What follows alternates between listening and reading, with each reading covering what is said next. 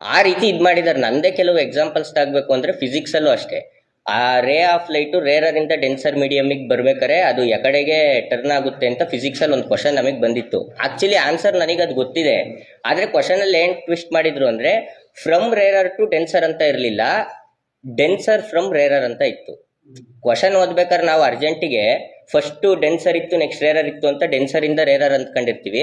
ಆದ್ರೆ denser from rarer ಅಂತ ಇರುತ್ತೆ, ಅಂದ್ರೆ ರೇರರ್ ಇಂದ ಡೆನ್ಸರ್. ಅದಕ್ಕೆ ಕ್ವಶನ್ MCQs ನಲ್ಲಿ 2-3 ಸಲ ಓದ್ಬಿಟ್ಟು MCQ ಸ್ಟಿಕ್ ಹಾಕ್ರಿ. ಯಾಕೆಂದ್ರೆ ಟಾಪರ್ಸ್ ಯಾರು ಔಟ್ ಆಫ್ ಔಟ್ ಸ್ಕೋರ್ ಮಾಡ್ತೀರಾ 2 ಮಾರ್ಕ್ 3 ಮಾರ್ಕಲ್ಲಿ ಆಲ್ಮೋಸ್ಟ್ ಸ್ಕೋರ್ ಎಲ್ಲ ಔಟ್ ಆಫ್ ಔಟ್ ಬಂದಿರುತ್ತೆ. ಎಲ್ಲಿ ಮಿಸ್ ಆಗುತ್ತಪ್ಪ ಅಂತ ಅಂದ್ರೆ 1 ಮಾರ್ಕ್ ಕ್ವಶನ್ ಅಲ್ಲೇ ಮಿಸ್ ಆಗೋದು. ಈ PCMB ಲೆಲ್ಲ ಯಾಕೆ ಔಟ್ ಆಫ್ ಔಟ್ ತೆಗಿಬೇಕು ಅಂತಂದ್ರೆ ಅಷ್ಟು MCQ ಸಾಲ್ವ್ ಮಾಡಿರ್ಬೇಕು. ಹೇಳ್ಬೇಕು ಅಂದ್ರೆ ಅಬೌವ್ 1000 MCQs ನಾನು ಒಂದೊಂದು ಇದ್ರಲ್ಲಿ ಸಾಲ್ವ್ ಮಾಡಿದ್ದೆ. ಅಂದ್ರೆ ಎಲ್ಲಾ ತರ ಫಾರ್ಮ್ಯಾಟ್ ನೋಡ್ಕೊಂಡು ಹೋದಾಗ ಮಾತ್ರ ಇದಾಗುತ್ತೆ. ಮೊಬೈಲು ಅನಾವಶ್ಯಕವಾಗಿ ಬಳಸ್ಕೊಳ್ಳೋದಲ್ಲ, ಇನ್ಸ್ಟಾಗ್ರಾಮು ಫೇಸ್ಬುಕ್ ವಾಟ್ಸಪ್ ಬರುತ್ತೆ ಅಂತ ಅದಲ್ಲ. ಎಷ್ಟು ಬೇಕು ಲಿಮಿಟ್, 5 ನಿಮಿಷನೋ 10 ನಿಮಿಷನೋ ಕಾಲೇಜಲ್ಲಿ ಏನು ಕಳ್ಸಿರ್ತಾರೆ ಸ್ಕೂಲಲ್ಲಿ ಅದನ್ನ ಮಾತ್ರ ನೋಡಬೇಕು. ಮಿಕ್ಕಿದ್ದು ಕ್ಲಾಸಸ್ ಏನು ಬರುತ್ತೆ, ಚಾಟ್ GPT ಎಷ್ಟು ಸೋರ್ಸಸ್ ಇದಾವೆ. ನೀವು ಏನೇ ಕ್ವಶನ್ ಹೊಸದಾಗಿ ಸೃಷ್ಟಿ ಮಾಡಿ ಹಾಕಿದ್ರು ಸಹ ಆನ್ಸರ್ ಕೊಡೋ ಕೆಪಬಿಲಿಟಿ ಇರುತ್ತೆ. ಆ ರೀತಿ ಇದು ಮಾಡಬೇಕು. ಆಮೇಲೆ ಸಬ್ಜೆಕ್ಟಿಗೆ ಬಂದಾದ್ಮೇಲೆ ಸ್ಪೆಲ್ಲಿಂಗ್ ಮಿಸ್ಟೇಕ್ಗಳು ಮಾಡಬಾರ್ದು. ನಂದು ಓಲ್ ಪೇಪರ್ ಎಲ್ಲ ಕರೆಕ್ಟ್ ಆಗಿತ್ತು ಫಸ್ಟ್ ಪೇಜಿಂದ ಲಾಸ್ಟ್ ಪೇಜ್ವರೆಗೂ. ಈಗ ಔಟ್ 95 ಮೇಲೆ ಬಂದರೆ ಕರೆಕ್ಷನ್ ಒಬ್ರು ಮಾಡಲ್ಲ, ಮತ್ತೆ 2-3 ಜನ ಮಾಡ್ತಾರೆ ಅಂತ ಅದು ಗೊತ್ತಿರುತ್ತಲ್ವಾ, ಟೀಚರ್ಸ್ ಹೇಳಿರ್ತಾರೆ.